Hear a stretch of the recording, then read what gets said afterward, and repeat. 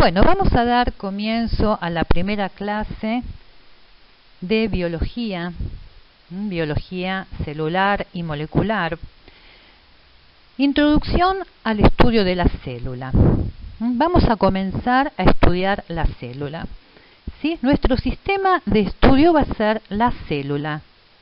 Vamos a tratar, con el transcurso de las clases, de comprender cómo es la estructura de una célula y cuáles son sus funciones más importantes. ¿Por qué la célula? Porque los seres vivos están formados por células y porque la célula es la unidad estructural y funcional de los seres vivos. ¿Qué queremos decir con esto?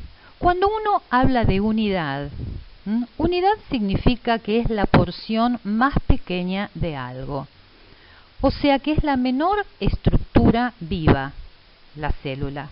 Unidad funcional, ¿qué significa? Que la célula cumple con todas las funciones de un organismo vivo. Por ejemplo, pensemos, un organismo vivo se nutre. Bueno, la célula se nutre. Un organismo respira, la célula respira. Los organismos se reproducen, las células también. O sea, la célula cumple con todas las funciones vitales.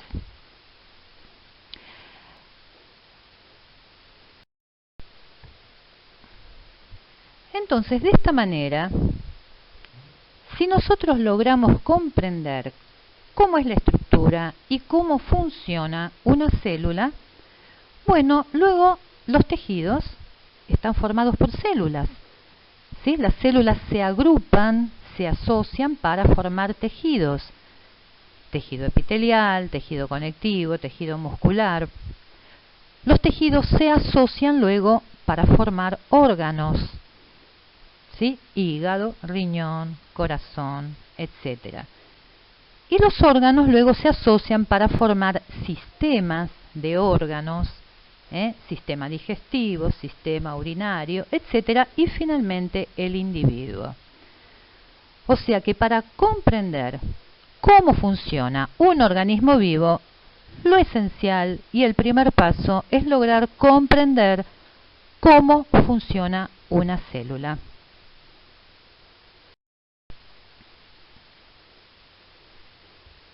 Bueno, la teoría celular, ¿sí?, surgió allá por los años 1838-39. ¿Sí? Un botánico, Schleiden, un zoólogo, Schwann, fueron los que por primera vez hablaron de célula. Todos los seres vivos están formados por células, dice la teoría celular. Hay organismos, como las bacterias, que están constituidos por una sola célula, y hay organismos que son pluricelulares. Bueno, la célula, ya dijimos, es la unidad estructural y funcional de los seres vivos. Y las células se originan por división de otras células. Cuando una célula madre se divide, da origen a dos células hijas. Ya vamos a hablar más adelante, casi sobre el final de la cursada, de los mecanismos de división, de la mitosis y de la meiosis. Mitosis, que es fundamental para el crecimiento del individuo, y la meiosis, que bueno, es un mecanismo especial mediante el cual se generan gametas. O sea, meiosis hacen aquellos seres vivos que se reproducen por reproducción sexual. Bueno, otro aspecto que a lo que se refiere la teoría celular dice que toda célula tiene hidratos de carbono, proteínas, lípidos y ácidos nucleicos. Estas moléculas, estos 4 grupos de moléculas, se llaman biomoléculas, porque son las moléculas de la vida. Son moléculas que sintetizan, que producen exclusivamente los seres vivos. Y que bueno, ustedes van a ir estudiando en química, o sea, es un aspecto que van a ver en detalle en química. De todos modos, yo creo que todos tienen una idea de la función, o por lo menos de alguna función importante de estas biomoléculas. A ver, si yo les digo hidratos de carbono, ¿en qué piensa uno cuando habla de hidratos de carbono? Creo que todos pensamos inmediatamente en energía, ¿no es cierto? O sea, es indiscutible el papel de los hidratos de carbono como fuente de energía. Lo mismo que los lípidos. Si bien hay una gran variedad de lípidos, los triglicéridos, que son las grasas, ¿sí?, tienen una función energética. Es una reserva importante de energía en nuestro organismo. Y si yo les digo proteínas, a ver, piensen en funciones de las proteínas. Bueno, hay infinidad de funciones. Las proteínas tienen funciones estructurales, las proteínas son anticuerpos, las proteínas son enzimas, son transportadores, son todo. Son las moléculas más importantes de la vida. Todo lo que somos, todo lo que vemos de un individuo, desde el color de pelo, de ojos, la contextura física, etcétera, todo se debe a proteínas. Todo se expresa por medio de proteínas. Entonces, si yo digo que las proteínas son las moléculas más importantes de la vida, ¿qué queda para los ácidos nucleicos? Para los ARNs, para el ADN. ¿Por qué es tan importante el ADN? ¿Por qué? Porque en el ADN está la información genética. ¿Y qué es esa información genética? Es la información para fabricar todas las proteínas del organismo. Por eso es tan importante el ADN, porque ahí está escrita las instrucciones para sintetizar cada una de las proteínas del organismo. Y esa información se hereda. Fíjense que acá dice, todas las células guardan la información hereditaria en el ADN y la transmiten a las células hijas.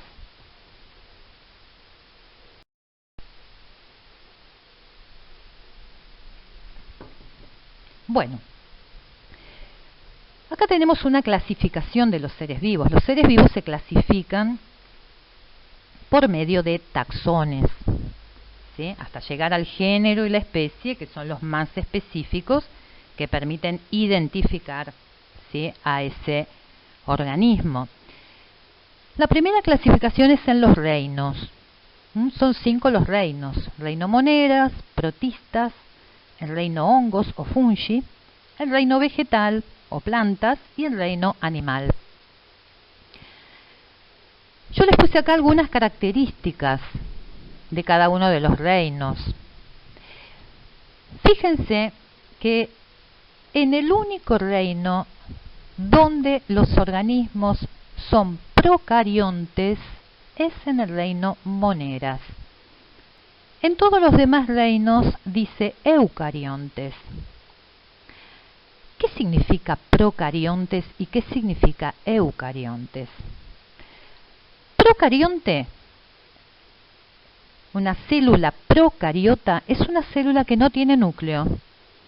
Una célula eucariota es una célula que tiene núcleo definido. Dentro del núcleo está guardado el ADN. Entonces, el reino monera, que es el reino de las bacterias, por excelencia, riquecias y micoplasmas, como vemos ahí, también pertenecen al reino moneras. Son todos organismos unicelulares. Esa célula no tiene núcleo, o sea que son procariotas unicelulares, principalmente bacterias. Después nos dice autótrofos o heterótrofos. ¿Esto con qué lo relacionamos? ¿Qué significa? Esto nos está hablando de dónde obtiene el alimento ese ser vivo. Todos los seres vivos necesitan alimentarse. Si ellos mismos pueden fabricar su alimento, por ejemplo, a través de la fotosíntesis, entonces son organismos autótrofos. Si no pueden fabricar su alimento y lo tienen que buscar, entonces son heterótrofos. Bueno, la mayoría de las bacterias son heterótrofas. Hay un grupo muy pequeño de bacterias autótrofas. Los protistas.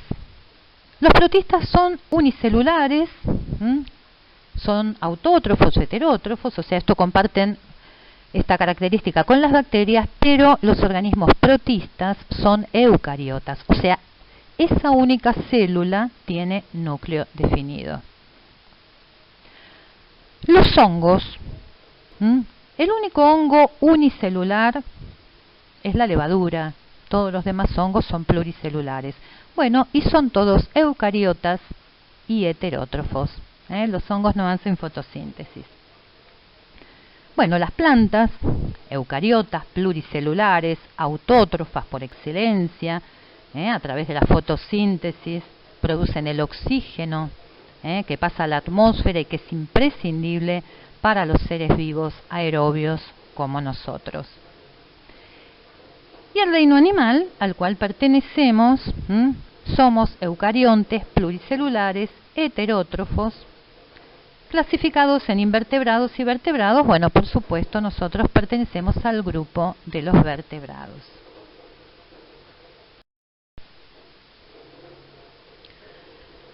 Bueno, acá quiero hablar dos palabritas, muy poco, de microscopía. Tener una idea nada más.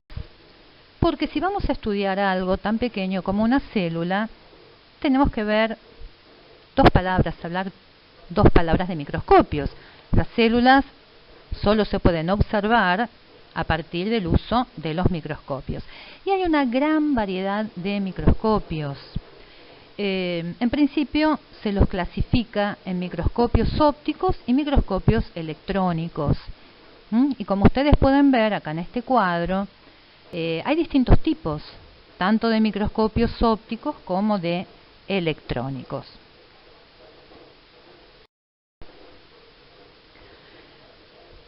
Lo que me interesa es que les quede una idea general de la diferencia entre un microscopio óptico y uno electrónico. El microscopio óptico es el microscopio habitual con el que seguramente todos ustedes habrán tomado contacto en la escuela, en un laboratorio, ¿sí? Es un microscopio que usa luz, una fuente de luz, ¿sí? Y a partir de la luz atraviesa el preparado, fíjense ahí en la figura, ¿sí? Tiene lentes, hay lentes de vidrio, ¿sí? Tenemos el condensador, tenemos los objetivos de diferente aumento, tenemos el ocular, y a partir de una fuente lumínica, la luz va a atravesar el preparado que se ubica sobre la platina, y a partir de ese rayo luminoso se va a formar la imagen. Y la imagen se observa desde el ocular. Estos son los microscopios comunes. Los microscopios es el microscopio que usa un bacteriólogo, ¿sí? en su laboratorio. Es el microscopio que usa de pronto un ginecólogo cuando hace una colposcopía. Es el microscopio que van a usar ustedes cuando cursen histología. ¿Sí? ¿Por qué?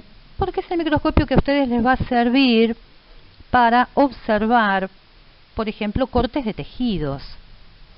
A ustedes les van a entregar en unos vidriecitos que se llaman portaobjetos, unos cortes de tejido que ya están preparados, y ustedes ahí van a poder observar las células, la forma que tienen las células, etcétera. O sea, este es un microscopio que aumenta relativamente poco las imágenes. Es un microscopio que no tiene un gran poder para ampliar las imágenes. Si uno quisiera observar el interior de la célula, si uno quisiera observar las estructuras subcelulares, si queremos ver una mitocondria, si queremos ver los ribosomas o quiero ver un lisosoma, no podemos verlo con un microscopio óptico. Entonces ahí hay que utilizar un microscopio que tenga más poder de resolución, que es el microscopio electrónico. ¿Sí? Estos microscopios, bueno, son más complejos, usan un haz de electrones. En vez de usar luz, usan un haz de electrones a partir del cual se forma la imagen. La imagen se proyecta sobre una pantalla, que puede ser una pantalla de TV o la pantalla de una computadora. Son microscopios que tienen muy alto poder de resolución. Pueden aumentar hasta 1.000.000 de veces la imagen. Hay dos tipos principales de microscopios electrónicos: el de transmisión, que genera imágenes planas, y el de barrido, que genera imágenes tridimensionales. Yo les voy a mostrar en las siguientes diapositivas algunas imágenes. Ven, por ejemplo, esta es una imagen tomada con un microscopio óptico. Escherichia coli. Escherichia coli es una bacteria. Bueno, así se ve la Escherichia coli con un gran aumento con microscopio óptico. Y esta misma bacteria se ve de esta manera con un microscopio electrónico de transmisión. Ven que da una imagen plana, y de esta otra manera, así se ve con un microscopio electrónico de barrido, que da imágenes tridimensionales.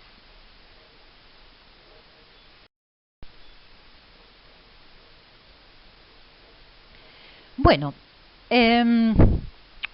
una cosa es el poder de resolución de un microscopio o de otro. Recién decíamos que el microscopio óptico tiene menor poder de resolución que el microscopio electrónico. Y otra cosa es el límite de resolución. El límite de resolución es la menor distancia que puede resolver un sistema óptico. O sea, están en relación inversa. Cuanto mayor es el poder de resolución, es porque el límite de resolución es menor. Miren, observen en este cuadrito que yo les puse ahí. Dice ojo humano. El ojo humano es nuestro sistema óptico. ¿Cuál es el límite de resolución del ojo humano? 0,1 milímetro. ¿Qué quiere decir que 0,1 milímetro es el límite de resolución? Supónganse que hay dos puntos que están separados a una distancia de 10 centímetros. Si nosotros los miramos, vemos los dos puntos separados a una distancia de 10 centímetros. Vamos a acercar esos dos puntos. Los acerco, los acerco, los acerco. Cuando estén separados a una distancia de 1 centímetro, todavía vamos a ver dos puntos. Pero si los seguimos acercando más y más, cuando esos dos puntos estén separados a una distancia de 0,1 milímetro, ya no vamos a ver más dos puntos. Vamos a ver un solo punto, porque llegamos al límite de resolución de nuestro sistema óptico. Nuestro ojo no puede definir distancias menores de 0,1 milímetro. Entonces ahora fíjense, el microscopio óptico, ¿sí?, tiene un límite de resolución muy inferior al del ojo. O sea que tiene más poder de resolución. Y el microscopio electrónico tiene un límite de resolución todavía mucho menor. Entonces, cuanto menor es el límite de resolución, quiere decir que mayor es el poder que tiene ese sistema óptico para aumentar las imágenes, para ver estructuras más pequeñas. Bueno, y acá podemos ver en esta figura, ¿no?, aproximadamente qué cosas se pueden ver con un sistema óptico, ¿sí?, para qué sirve un sistema óptico y para qué sirve otro.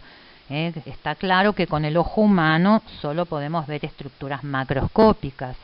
El microscopio óptico, bueno, nos permite ver células, podemos ver bacterias, células, podemos ver los núcleos de las células, pero los bordes, pero no vamos a poder ver los detalles interiores de la célula. Entonces el microscopio electrónico, fíjense que nos permite observar estructuras subcelulares, el interior de la célula. También tiene su propio límite de resolución. O sea, con un microscopio electrónico no podemos ver pequeñas moléculas, ni podemos ver un átomo, ni podemos ver un orbital.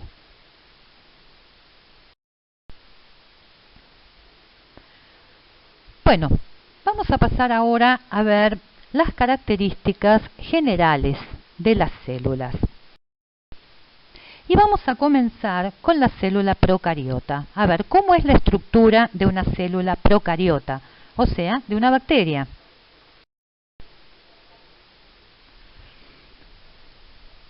Bueno, acá tenemos la estructura de la bacteria. Es una célula, no tiene núcleo, es una célula que no tiene orgánulos.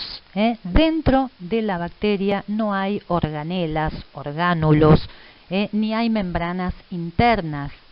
Vamos a ver que la única membrana que tiene una bacteria es la membrana plasmática. Bueno, pero vamos a comenzar desde afuera hacia adentro, a ver cuáles son estas estructuras. Fíjense en la figura, la estructura más externa es la cápsula. ¿Sí? La cápsula, que está constituida, no está presente, es bueno aclarar que no está presente en todas las bacterias. Hay bacterias que tienen cápsula y otras no. La cápsula está formada por sustancias mucilaginosas, sustancias son mucopolisacáridos, sustancias adhesivas, adherentes, que les sirven a la bacteria para adherirse a determinadas superficies, para adherirse a otras bacterias y formar colonias de bacterias, por ejemplo. Por debajo de la cápsula se encuentra la pared celular. La pared celular es rígida, ¿sí? La pared celular, vamos a pasar a la siguiente diapositiva. ¿Sí? Pared celular o pared bacteriana. Acá tenemos en esta figura dos paredes bacterianas diferentes. ¿Sí? La pared cell wall, pared, es la que está coloreada en color rosa fuerte. Entonces, fíjense, la bacteria que está a la derecha tiene una pared celular muy gruesa, constituida por esta sustancia que está pintada de color rosado, que se llama peptidoglicano. ¿Sí? Es una sustancia que la sintetizan, la producen exclusivamente las bacterias. Que ustedes en química después estudiarán cómo es la estructura del peptidoglicano. Ahora fíjense la bacteria que está a la izquierda. Fíjense donde dice cell wall. Ven que esa pared tiene muy poquito peptidoglicano, que es la parte que está pintada de color rosado. ¿Sí? Es muy finito. Entonces hay dos grupos de bacterias, a las que tienen mucho peptidoglicano en su pared y otras que tienen muy poquito peptidoglicano en su pared. ¿Sí? Y esta característica es muy útil en el laboratorio, ¿sí?, de bacteriología para poder identificar a las bacterias. Hay una técnica de coloración que se llama coloración de Gram, que supongo que, o quizás algunos de ustedes escucharon hablar, de bacterias Gram positivas y Gram negativas. Bueno, es una técnica de coloración, ¿sí?, cuando el bacteriólogo recibe en una muestra, un fluido, en el laboratorio, lo primero que hace es observar, ¿sí? Supónganse que uno recibe una muestra de orina para hacer un urocultivo, entonces uno toma una gotita de esa orina, la observa al microscopio óptico para orientarse. Miramos, a ver, ¿se ven bacterias? ¿No se ven bacterias? Si vemos bacterias, vamos a prestar atención a la forma que tienen las bacterias. De eso vamos a hablar en otra diapositiva. Y una vez que vimos qué características tienen esas bacterias, hacemos una coloración de Gram. ¿Sí? Sobre un vidriecito se hace un extendido y se hace esta coloración. Las bacterias que tienen una pared como la que vemos acá a la derecha, una pared con mucho péptido glicano, fijan muy fuertemente el colorante de Gram. Se tiñen de color violeta intenso. Son las bacterias Gram positivas. Fíjense arriba, en la figura, a la derecha, en el ángulo superior derecho, dice Gram positivos. ¿Ven el color que tienen las bacterias Gram positivas? Se colorearon de un color violeta intenso. ¿Por qué? Porque tienen mucho péptido glicano en su pared bacteriana. En cambio, si cuando terminamos de colorear vemos que nuestras bacterias se colorearon muy poco, muy pobremente coloreadas, de un color rosa pálido, son bacterias Gram negativas. Fíjense arriba, en la figura, ¿sí? A la izquierda, dice Gram negativas. Ven que el color es rosa pálido. Esto significa que estas bacterias tienen una pared bacteriana que contiene muy poquito péptido glicano.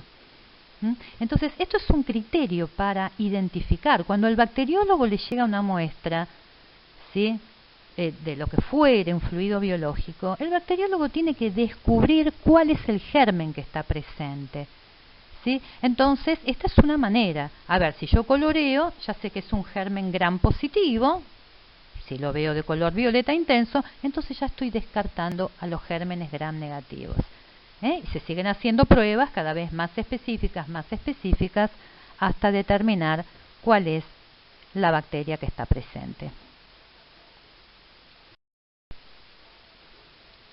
Bueno, esto que les pongo acá, las técnicas de tinción, esto es a título informativo nada más, es para que ustedes vean, esta es la técnica de coloración de Gram, una técnica que habitualmente se hace en el laboratorio, una técnica muy simple y que sin embargo es de gran ayuda para el bioquímico, bacteriólogo, en esa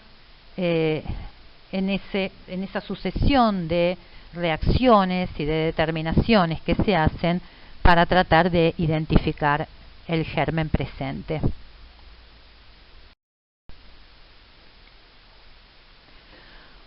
Bueno, volvemos a la figura de la bacteria.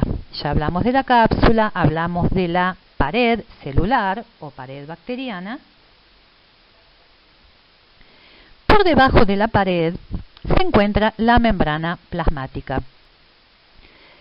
La membrana plasmática, cuya composición no vamos a ver en esta clase porque precisamente, ¿sí?, la próxima semana ustedes van a empezar a hablar, vamos a empezar a estudiar membrana plasmática.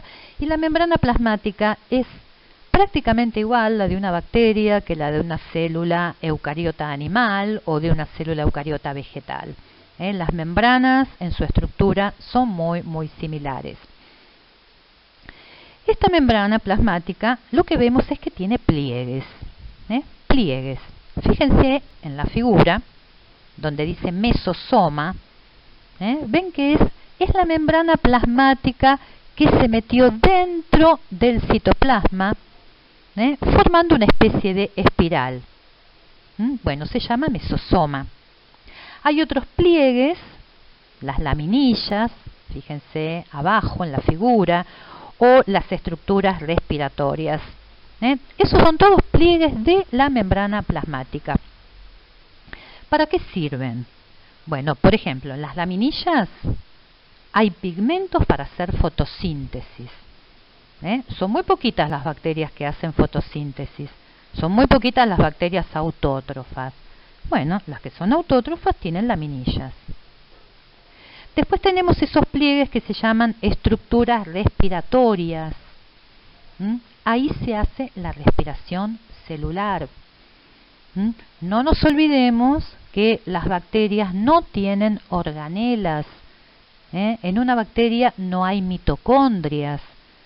Cuando nosotros estudiemos, ahora en un ratito, célula eucariota animal, bueno, las células eucariotas tienen mitocondrias.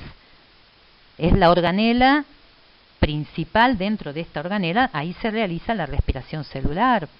Bueno, como las bacterias no tienen mitocondrias, la respiración celular la realizan en la membrana plasmática, en las estructuras respiratorias. Y el mesosoma, fíjense, ¿qué hay unido al mesosoma? En el mesosoma está unido el cromosoma bacteriano, el ADN de la bacteria. Todos los seres vivos tienen ADN, el genoma, ahí están, en el genoma, en el ADN, no nos olvidemos que ahí están las instrucciones para fabricar todas las proteínas del organismo. ¿Sí? Bueno, las bacterias tienen poco ADN y entonces lo tienen organizado en un solo cromosoma. Un solo cromosoma. Todas las bacterias tienen un cromosoma y ese cromosoma es circular. Algunas bacterias, no todas, además tienen un plásmido. ¿Ven? Fíjense en la figura, un plásmido. Un plásmido es un pedacito de ADN también. ADN extracromosómico. Y en ese plásmido, las bacterias pueden guardar una información muy importante. ¿Y saben cuál es? La resistencia a un antibiótico. Imagínense que para una bacteria eso es fundamental. ¿Sí? Entonces, si una bacteria, supónganse una bacteria es resistente a la penicilina, bueno, esa información, la resistencia a la penicilina, está guardada en el plásmido. Y esta bacteria puede hacer una copia del plásmido y pasarle la copia a una bacteria que no lo tiene. O sea, una bacteria que era sensible a la penicilina puede recibir de esta, que es resistente, una copia. Y entonces ahora las dos bacterias van a ser resistentes a la penicilina. ¿Sí? Pasamos a la siguiente. Bueno, y acá vemos entonces en la izquierda, en la figura de la izquierda, que dice célula procariota, ahí vemos el ADN de la bacteria. Ven que el ADN, ya lo vamos a estudiar más adelante, el ADN tiene dos cadenas que están unidas por ciertas uniones. Bueno, esto lo vamos a ver en biología y lo vamos a ver también en química. Fíjense que este ADN de la bacteria es circular. ¿Ven que es circular? Es un solo cromosoma circular. Mientras que si miramos la figura de la derecha, célula eucariota, los eucariotas tenemos varios cromosomas, depende de la especie. Nosotros, los humanos dentro de cada núcleo humano tenemos casi 2 metros de ADN. Y no me equivoqué, dije bien, metros. Dentro de cada núcleo, de cada célula humana, hay casi 2 metros de ADN. Y ese ADN está cortado en 46 pedazos. Y cada pedacito de ADN se llama cromosoma. Entonces tenemos 46 cromosomas en cada núcleo. Pero estos cromosomas son lineales, no son circulares. ¿Sí? Tienen extremos. El cromosoma tiene 2 extremos. ¿Sí? Son cromosomas lineales. Y otra cosa, ahí dice lineales y asociados a histonas. Las histonas son unas proteínas. ¿Y saben para qué sirven? Para empaquetar el ADN, para que esté compacto. Porque imagínense que si no está bien empaquetado, el ADN no cabe, no entra dentro del núcleo. El núcleo es pequeño. Entonces, para que quepa el ADN dentro del núcleo, tiene que estar muy bien empaquetado sobre las histonas. Imagínense un carretel de hilo. ¿Vieron un carretel de hilo que uno compra en la mercería? ¿Sí? Bueno, el carretel de madera o de cartón sería el equivalente de las histonas, equivaldría a las histonas. Y el hilo que está bien empaquetado sería el ADN. Entonces, de esa manera, al estar bien empaquetado, de esa manera es posible que dentro de un núcleo tan pequeño quepan 46 cromosomas.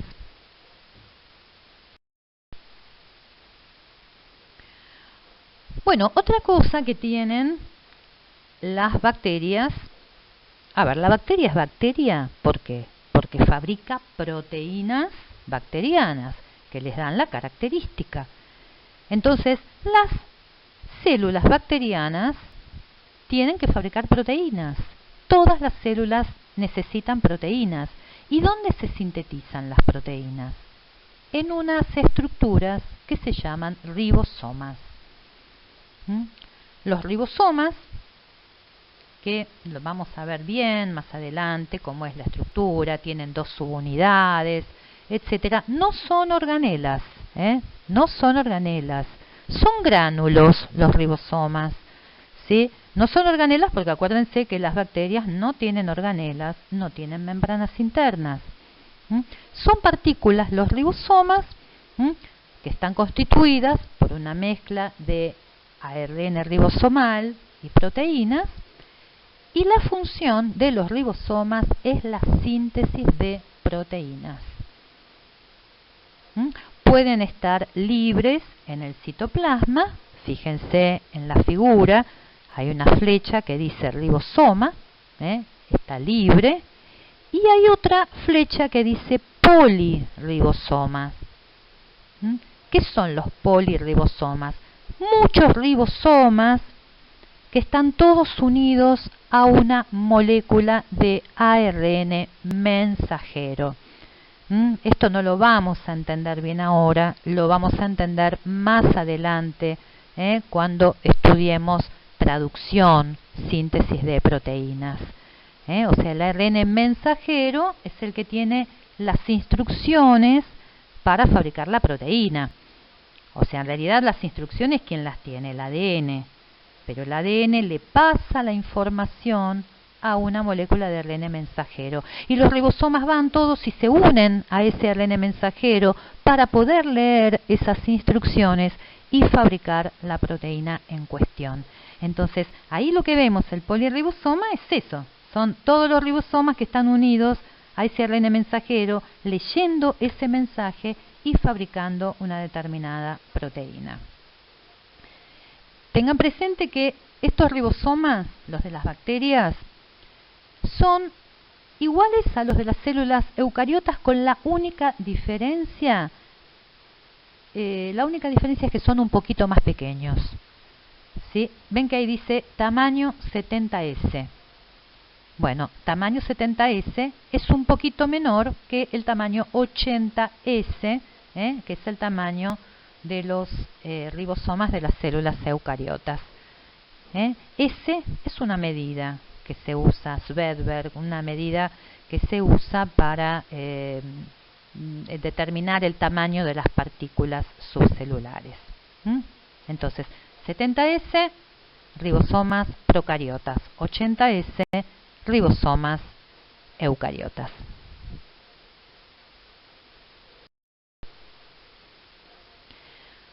Bueno, fíjense, acá tenemos las bacterias, dice clasificación de las bacterias por su morfología, o sea, por su forma. Hay múltiples formas de las bacterias.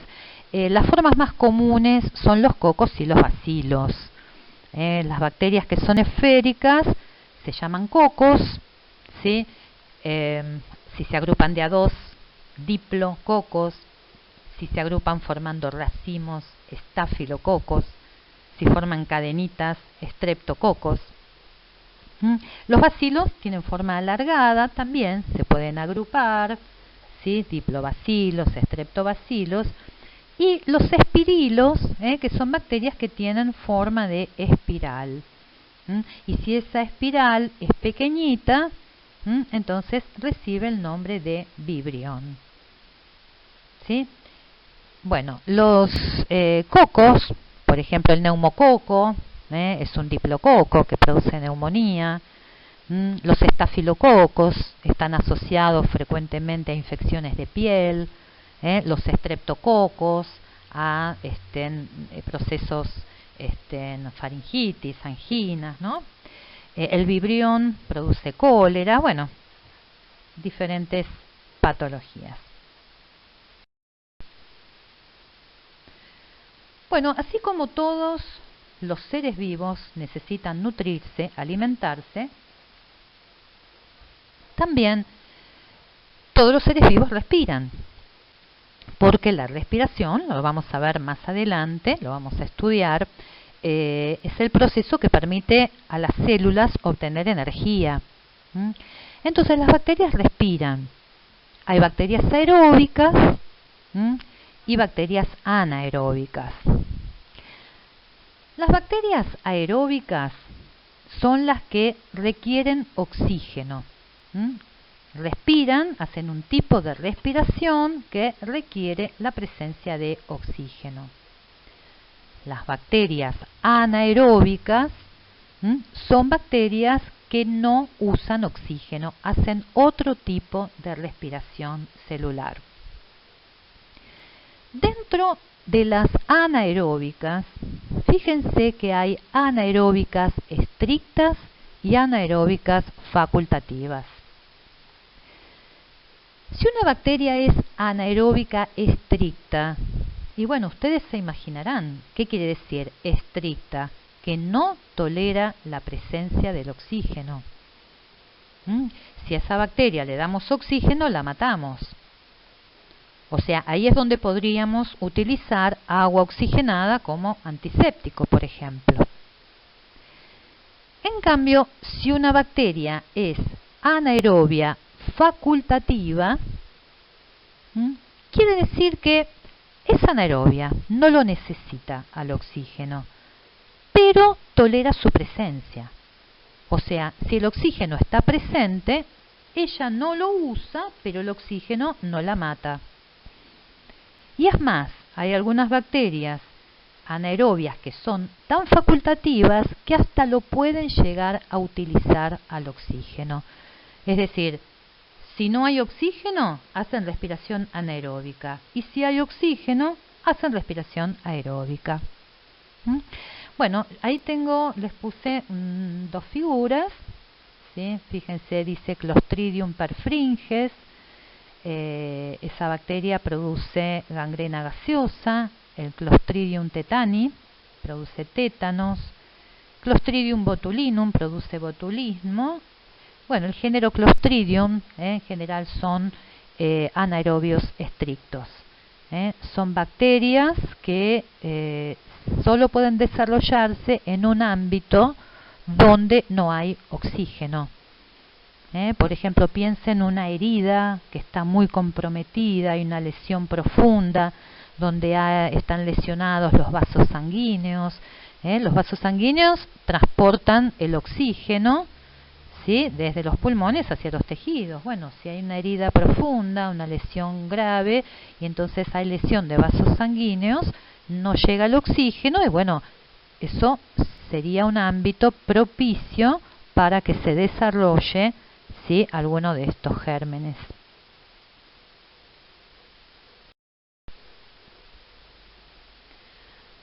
Bueno, ¿cómo se reproducen las bacterias?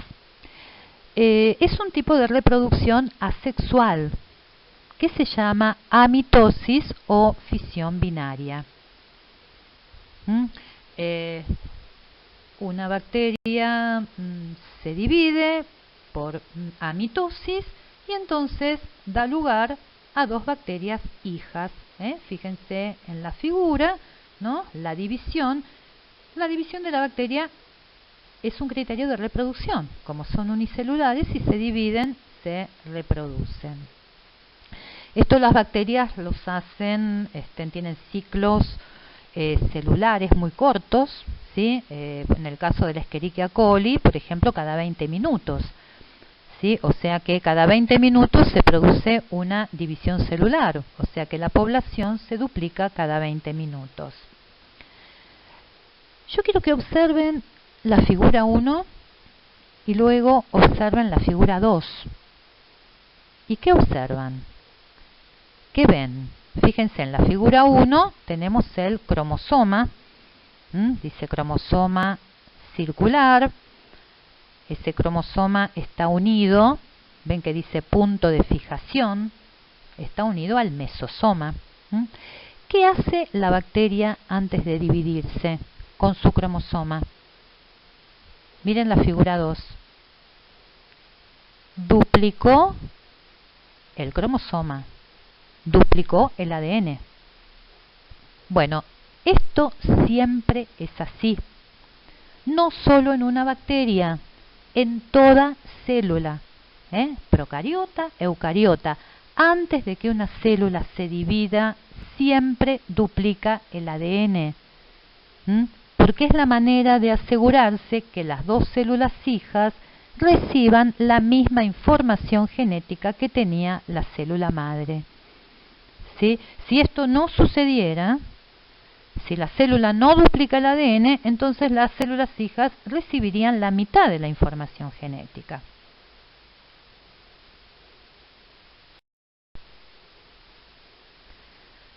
Bueno, dejamos la célula procariota y vamos a hablar un ratito de los virus. ¿Qué son los virus? No son seres vivos. No son seres vivos porque no alcanzan la categoría de ser vivo.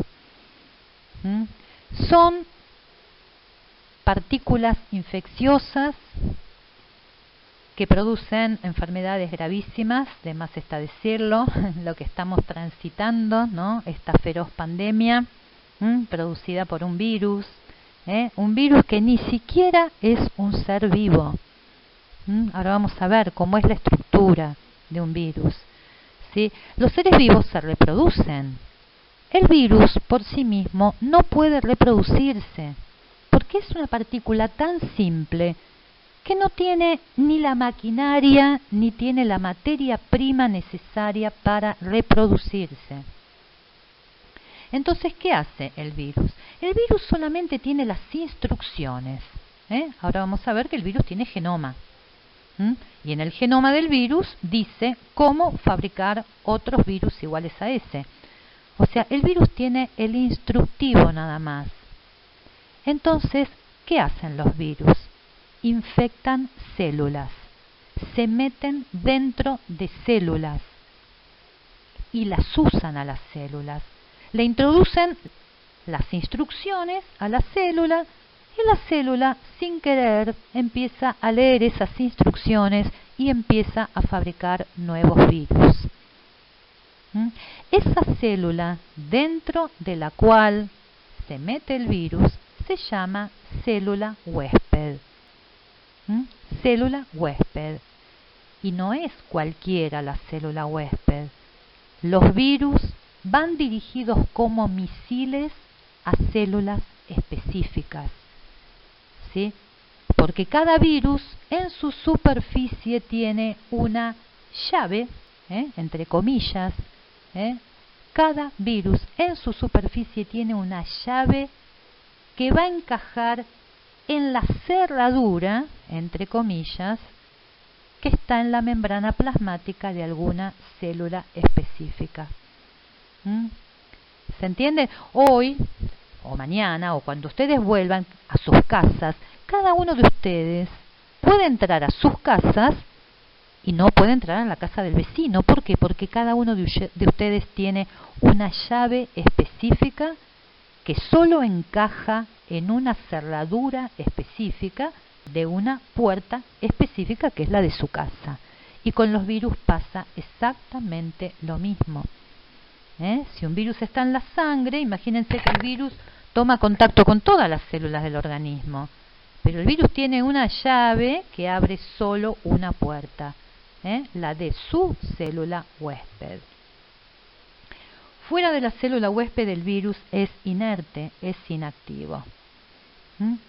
Fíjense el tamaño de los virus, ¿sí? Entre 30 y 300 nanómetros, ¿sí? O sea, los virus son partículas muy pequeñas que no se pueden ver con el microscopio óptico, solamente se pueden observar con microscopía electrónica.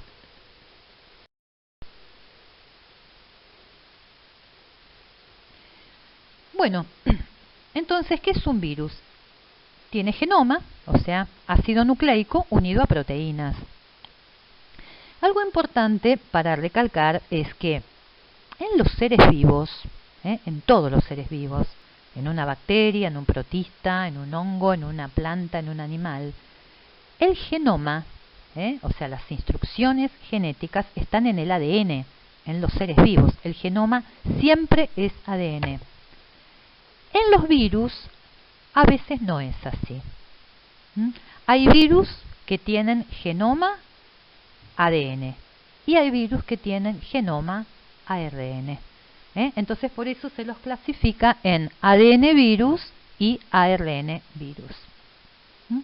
Acá tenemos algunas fotos tomadas con microscopía electrónica de algunos ejemplos de virus, también para que vean las diferentes formas que tienen. Por ejemplo, en la figura A, ese es un adenovirus, ¿ven? Tiene una forma bien poliédrica, el adenovirus que produce neumonías. En la figura C tenemos, ese es el virus del ébola, que produce la fiebre hemorrágica. Ven que tiene una parte como globular y un filamento, o sea, una estructura bien diferente, ¿sí? La figura B son bacteriófagos.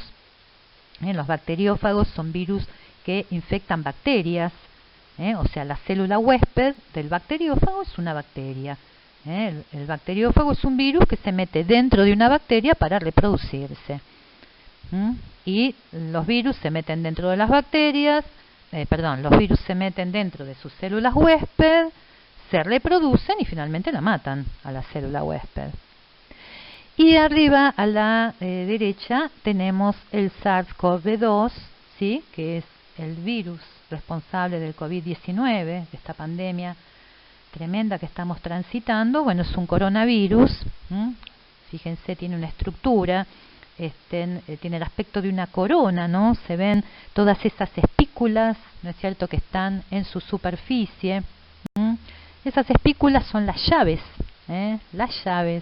que le van a permitir ingresar a la célula huésped para replicarse.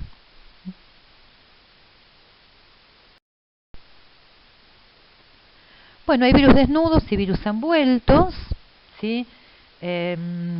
Miremos la figura que está a la izquierda, primero, virus desnudo. Tenemos el virus desnudo, tiene su genoma, su ácido nucleico, que ya dijimos que puede ser ADN o ARN, puede estar asociado a alguna proteína viral. Eso es lo que se llama core viral, ¿sí? Core viral o nucleocápside. Eso está protegido, el core está protegido por una cápside, esa cubierta de protección se llama cápside, y está constituida por unidades, cada circulito que vemos en esa figura se llama capsómero. Esa es la estructura de un virus desnudo. Pasemos a la otra figura, al virus envuelto. Bueno, la diferencia es que sobre la cápside hay una envoltura. ¿Ven? Lo que está en color rosado, celeste y negro, esa es la envoltura, ¿sí? La envoltura viral. Es una capa, es como una membrana, es una membrana, y todos los virus tengan presentes en su superficie, Si es un virus envuelto, la superficie, la envoltura. Si es un virus desnudo, en su superficie más externa, que es la cápside. Todos los virus en su superficie tienen proteínas, ¿sí?, que son las llaves, entre comillas, proteínas específicas que se van a unir a receptores específicos que están, ¿dónde? En la membrana plasmática de la célula huésped.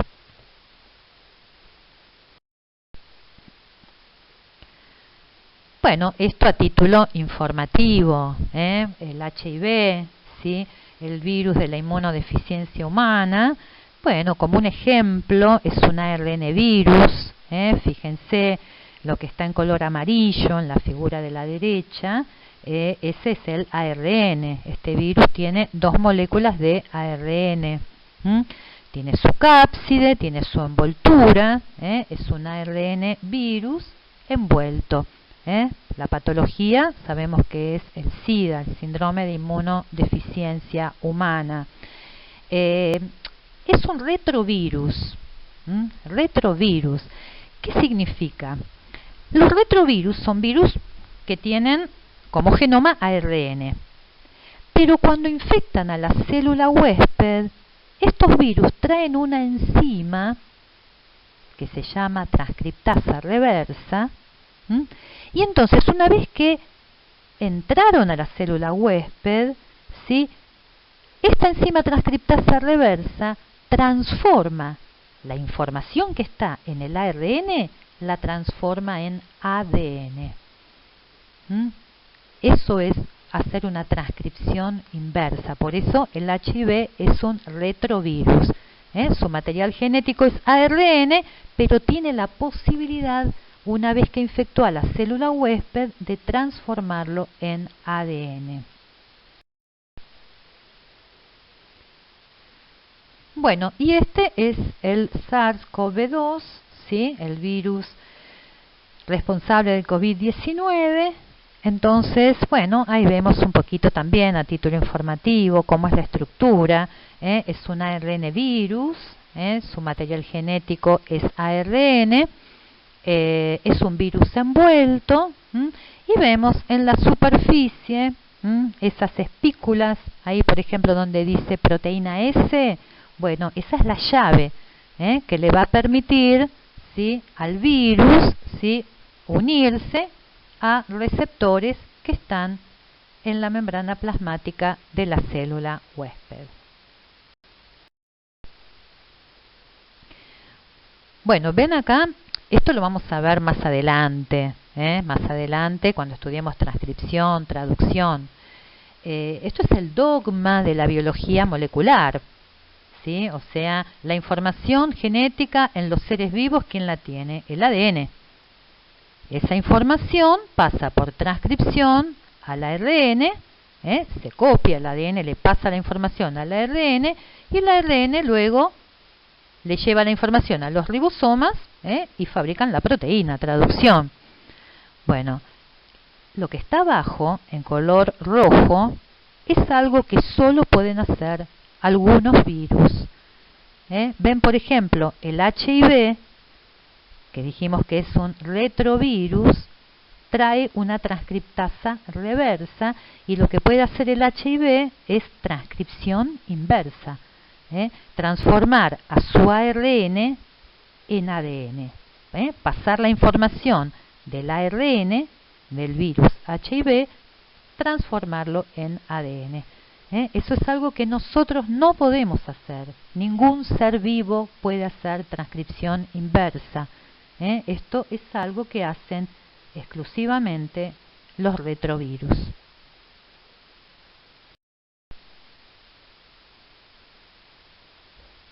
Bueno, este es un bacteriófago, ¿ven? Es un virus que infecta bacterias. Tiene una forma muy particular, ven que tiene una cabeza poliédrica. Contiene ADN, los bacteriófagos, el genoma de los bacteriófagos es ADN. Bueno, tiene una vaina, unas fibras, esas fibras de anclaje serían las llaves que le permiten unirse a receptores que están ¿dónde? Si es un bacteriófago, los receptores ¿dónde van a estar? En la membrana plasmática de la bacteria. La célula huésped de este virus va a ser una bacteria.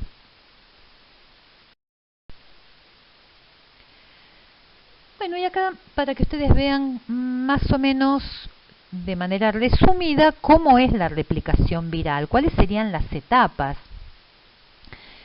La primera etapa en la infección de un virus, la primera etapa se llama adsorción. Es la etapa, ¿sí? Fíjense en la figura, en el centro, arriba, dice adsorción o fijación. ¿Sí? Está representada esta figura, fíjense que es un bacteriófago, un virus que infecta una bacteria.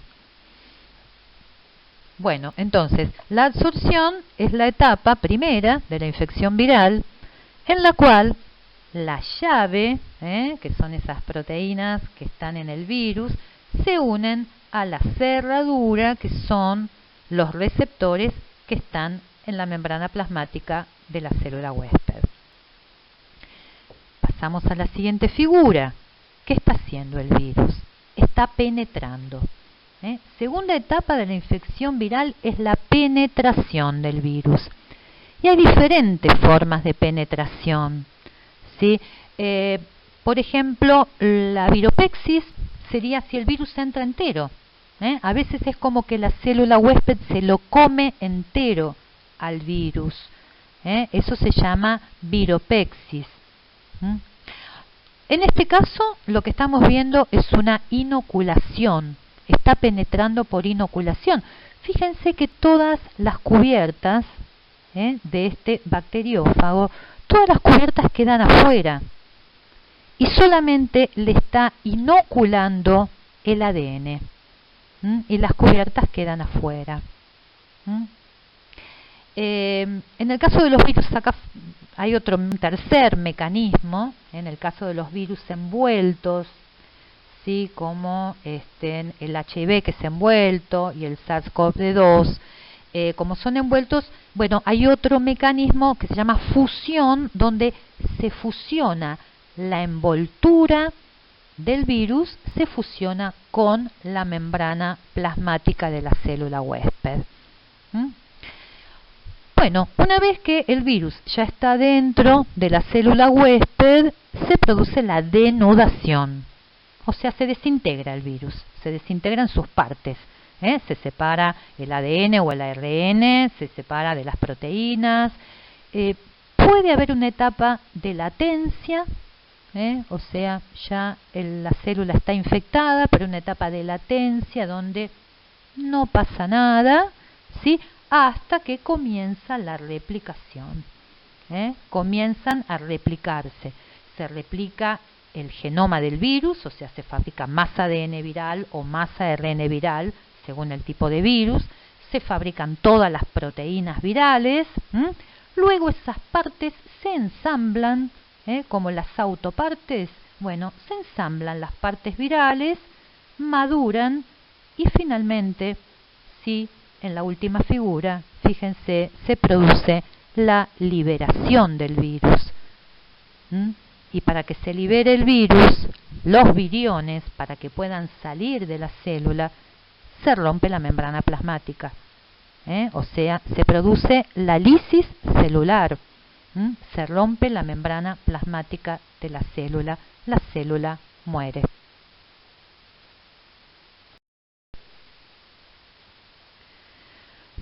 Bueno, dejamos a los virus y vamos a pasar a la célula eucariota. Eucariota animal, que es la que a nosotros nos interesa, ya que nosotros pertenecemos al reino animal, entonces todas nuestras células tienen esta característica. Quiero que queden claro que vamos a hacer solamente en esta clase una presentación de la célula eucariota. ¿Sí? ¿Por qué? Porque esta célula nos va a ocupar toda la cursada. De aquí a fin de año vamos a estar estudiando a la célula eucariota. ¿sí? Entonces, ahora nada más la vamos a presentar, vamos a nombrar, a ver cuáles son sus estructuras, pero en cada clase, a partir de la semana que viene, en cada clase vamos a ir estudiando una de estas estructuras y sus funciones correspondientes. ¿Mm? Bueno, la estructura más externa de la célula eucariota es la membrana plasmática. ¿Mm? Y membrana plasmática precisamente es el próximo tema que vamos a estudiar, ¿sí? Observen que esta célula no tiene cápsula, como suelen tener algunas bacterias, no tiene pared celular que tienen las bacterias, pared celular que también tienen las células vegetales. Bueno, esta es la estructura más externa de la célula animal. En el caso de, en el tejido epitelial, principalmente, la membrana plasmática tiene diferenciaciones, o sea, diferenciaciones, ven que por ejemplo ahí dice abajo a la derecha, dice cilias, es un tipo de diferenciación, quiere decir que son adaptaciones, en el tejido epitelial, principalmente las membranas plasmáticas se adaptan para poder cumplir con determinada función. Lo que caracteriza a la célula eucariota, por supuesto, es la presencia de núcleo. Fíjense, vemos el núcleo que generalmente ocupa el centro de la célula. El núcleo que está limitado por dos membranas, se llama envoltura nuclear. Esa envoltura nuclear, que si ustedes se fijan, tiene unos puntitos que son poros. La envoltura nuclear no es continua, sino que tiene poros que permiten el intercambio de moléculas, que es permanente, el intercambio de moléculas entre el núcleo y el citoplasma. Bueno, dentro del núcleo, ¿qué es? Todo ese puntillado que vemos dentro del núcleo, ¿qué es? Es el ADN. Ahí están los cromosomas, ahí están los 46 cromosomas. Y hay una zona que se ve un poquito más oscura, fíjense, dice nucleolo. Y eso es un grupo, lo vamos a ver más adelante, es un grupo de 10 cromosomas. O sea, si bien dentro del núcleo, si esta es una célula humana, hay 46 cromosomas, hay 10 que se reúnen en una zona del núcleo, y luego vamos a ver por qué, porque tienen una función en común, y por eso esa zona se ve más oscura y se llama nucleolo. Bueno, todo lo que está por fuera del núcleo, todo lo que está contenido entre la envoltura nuclear y la membrana plasmática, todo eso es el citoplasma. Y fíjense que en este citoplasma hay una gran cantidad de organelas, hay una gran cantidad de membranas, cosa que no había en la célula procariota. Todas estas membranas sirven para compartimentalizar a la célula, para que la célula esté dividida en compartimientos y cada compartimiento se especializa en una determinada función. Entonces, esto permite que la célula eucariota funcione de una manera mucho más eficiente, porque hay especializaciones.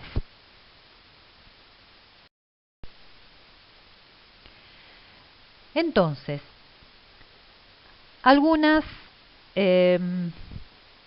hagamos un pequeño resumen de lo que acabamos de decir. La célula eucariota animal entonces no tiene pared celular, Ya dijimos que la membrana plasmática es la estructura más externa, con sus especializaciones. Ya hablamos del núcleo, en el núcleo donde está ubicado el ADN, ese ADN que va a tener que duplicarse cuando esta célula decida dividirse, cuando a la célula le llega el momento de la división, el ADN se va a tener que duplicar. Eso lo vamos a ver en una clase, cómo es el mecanismo de duplicación del ADN. Bueno, y el citoplasma, ¿no? Con las características que decíamos, ¿no es cierto? Con la gran cantidad de membranas, membranas internas que reciben el nombre de endomembranas, ¿sí? Con una gran cantidad de orgánulos, ¿sí? Con una gran cantidad de proteínas fibrosas, que reciben el nombre de citoesqueleto. ¿Sí? Muy importante el papel del citoesqueleto, lo vamos a ver también en una clase, vamos a hablar de citoesqueleto. Así como nosotros, como organismos, tenemos un esqueleto óseo, que le da forma a nuestro cuerpo, que nos permite mover, que sostiene a nuestros órganos, de la misma manera la célula eucariota tiene su citoesqueleto, su esqueletito que sostiene a sus orgánulos, a sus membranas, que está asociado a todo lo que es movimiento, que le da forma a las células. ¿Sí?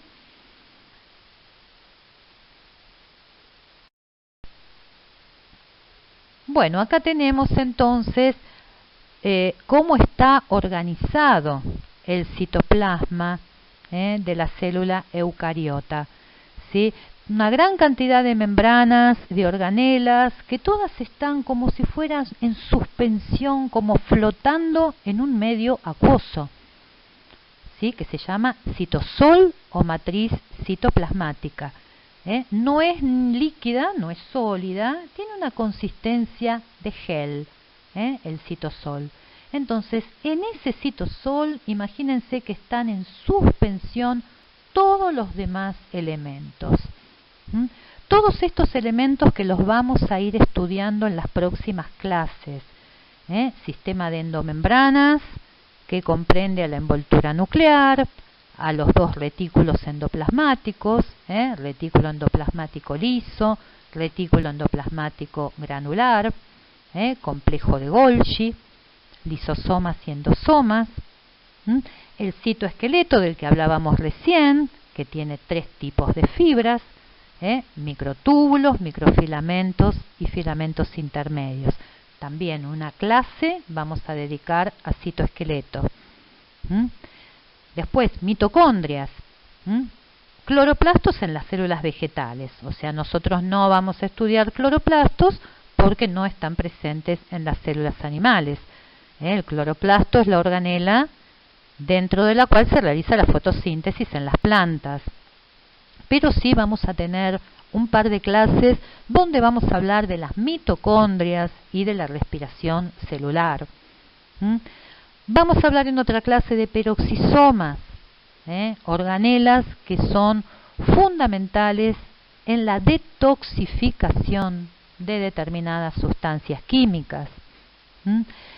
Los centríolos, en el citoplasma, muy cerquita del núcleo,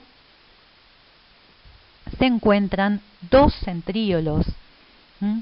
Los centríolos tienen un papel fundamental en la división celular, en la mitosis y en la meiosis. Son parte del citoesqueleto también, entonces los vamos a nombrar, vamos a hablar de los centríolos cuando estudiemos citoesqueleto y también cuando estudiemos mitosis y meiosis. Diferenciaciones de membrana, cilias, flagelos, microvellosidades, uniones entre células. Bueno, estas son todas diferenciaciones de la membrana plasmática. También vamos a tener una clase donde vamos a hablar específicamente de estas estructuras.